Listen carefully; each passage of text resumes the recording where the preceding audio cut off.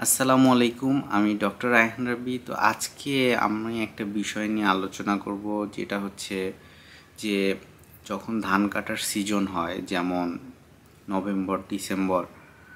তো এই সিজনগুলোতে আমরা অনেক রুগী পেয়ে থাকি, যে রুগীগুলা চোখে ধানের আঘাত নিয়ে আসে, বা চোখে দেখা যায় যে অনেক সময় ধানের যে শুং থাকে সেগুলো চোখের কর্নিয়াতে গেঁথে যায়।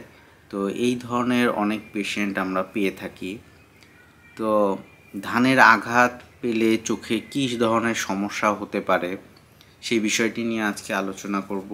তো ম্যাক্সিমাম রুগীর ক্ষেত্রে আমরা দেখে থাকি যে তাদের চোখে যখন ধানের আঘাত লাগে তখন তারা 5-7 দিন পরে হয়তো ডাক্তারের কাছে আসে, অনেক সময় আসতে দেরি হয়। তো সেই রুগীগুলোর ক্ষেত্রে দেখা যায় যে চোখে তাদের কর্নিয়াল আলসার ডেভেলপমেন্ট করে, চোখের কর্নিয়াটা কিছুটা সাদা হয়ে যায়। তো এই জন্য আমরা আগে চোখের স্ট্রাকচারটা দেখি। এটা যদি আমাদের চোখের স্ট্রাকচার হয়, তো এটা হচ্ছে কর্নিয়া, এটা হচ্ছে লেন্স, এই অংশটি হচ্ছে রেটিনা। তো আলো যখন রেটিনাতে পড়ে তখন আমরা দেখতে পাই। আর এই কর্নিয়াটা ধানের আঘাতের ফলে যখন ঘোলা হয়ে যায় বা ঝাপসা হয়ে যায় তখন আলো প্রপারলি যেতে পারে না। এর কারণে চোখে পেশেন্টটি কম দেখে, চোখে জ্বালা পোড়া করে, চোখ লাল হয়ে যায়, চোখ খচখচ করে, প্রচণ্ড পানি পড়ে, রোদে তাকাতে পারে না, এই সমস্যাগুলো দেখা যায়। তো আমরা জেনারেল এক্সামিনেশন করলে দেখতে পাই যে এই যে আমাদের যে কালো চোখের মণি রয়েছে, যেটাকে কর্নিয়া বলা হয়, এই কর্নিয়াতে এরকম সাদা ছোপ ছোপ দাগের মতো কিছু অংশ তৈরি হয়। এই বিষয়টিকে আসলে কর্নিয়াল আলসার বলা হয়। যখন রুগীরা কর্নিয়াল আলসার নিয়ে ডাক্তারদের কাছে যায়, স্ক্র্যাপিং করে দেখে যে এটা ব্যাকটেরিয়া দ্বারা হয়েছে নাকি ভাইরাস দ্বারা হয়েছে নাকি ফাঙ্গাস দ্বারা হয়েছে।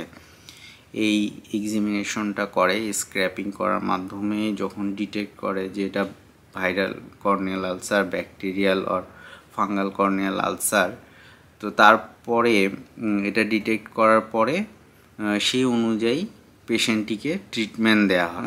একটা আমাদের পরামর্শ থাকে যে রুগীদের ক্ষেত্রে, যে চোখে যখন ধানের আঘাত লাগে তখন রুগীরা অনেক দেরি করে ফেলে। রুগীরা দেখা যায় যে 5 দিন পর, 7 দিন পর বা 10 দিন পর ডাক্তারের কাছে আসতেছে, যেটা মোটেই ঠিক না।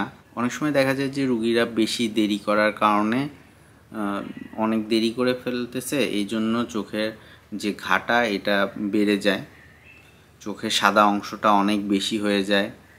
তো এর ফলে পরবর্তীতে চিকিৎসার মাধ্যমেও এই দাগটি সরানো সম্ভব হয় না। অনেক সময় রুগীরা দীর্ঘদিন ঘোলা দেখে চোখের মণিতে, যেহেতু তাদের সাদা দাগ পড়ে যায়।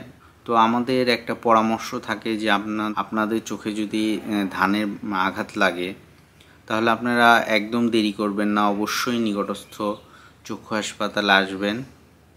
যত তাড়াতাড়ি আসা সম্ভব আপনারা নিকটস্থ চক্ষু হাসপাতালে আসবেন এবং চোখের পরীক্ষা করে নেবেন।